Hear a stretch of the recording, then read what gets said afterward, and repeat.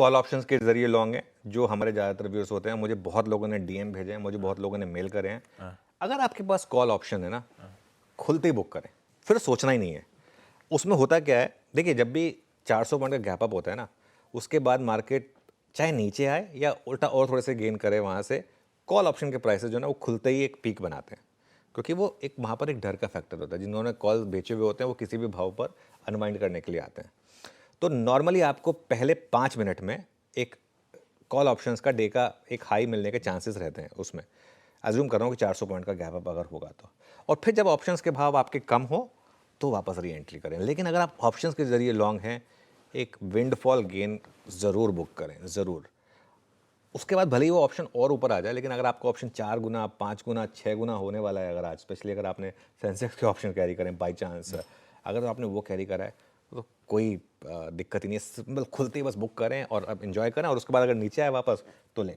अगर आप फ्यूचर्स के जरिए लॉन्ग हैं तो फिर आप ट्रेलिंग स्टॉप लॉस लगाएं या पार्शियल प्रॉफिट बुकिंग करें।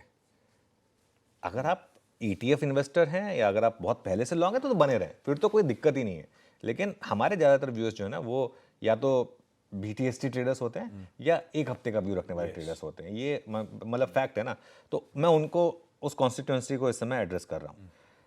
गैप अप के बाद पोजीशन को जोड़े मत इस समय मार्केट में। मैं कई बार कहता हूँ कि गैप अप पे ऐड करें, लेकिन ये वाला गैप अप नहीं है, ये आपको ऑल टाइम हाई पे लेके जा रहा है।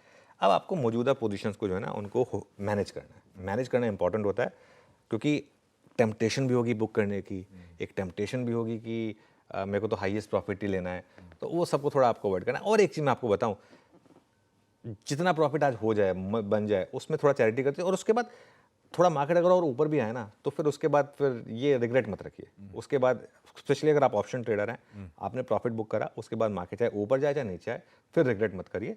और अब आपका नया ट्रेलिंग स्टॉप लॉस होगा 25,950 का। अब आप कहेंगे कि हम तो अभी 25,868 पर हैं। जी हाँ बिल्कुल, लेकिन 400 पॉइंट का गैप अप भी तो हो रहा है, उसको भी जोड़ लीजिए। तो 25,950 के एक ट्रेलिंग स्टॉप के साथ अब आप लॉन्ग रहें। बिल्कुल ठीक।